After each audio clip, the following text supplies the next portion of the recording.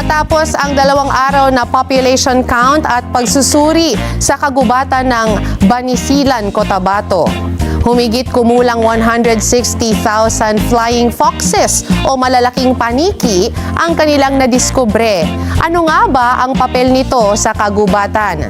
Batay sa isinagawang assessment, natukoy ang 3 pangunahing species na naninirahan sa lugar, kabilang ang critically endangered na golden crowned flying fox, ang endangered na large flying fox at ang island flying fox. Itinuturing ang mga natuklasang fruit bats sa rehiyon na may mahalagang papel sa ecology. Inilarawan ng mga environmental officials ang mga hayop na ito bilang mga silent reforesters dahil sa mahalaga nilang papel sa pagpapakalat ng mga buto at muling pagpapasibol ng kagubatan. Dahil nananatiling matatag at patuloy pang lumalaki ang kolonya ng mga paniki, binigyang diin ng mga otoridad ang agarang pangangailangang proteksyon sa habitat ng Sitio Kalantay para matiyak ang patuloy na kaligtasan ng mga species sa lugar.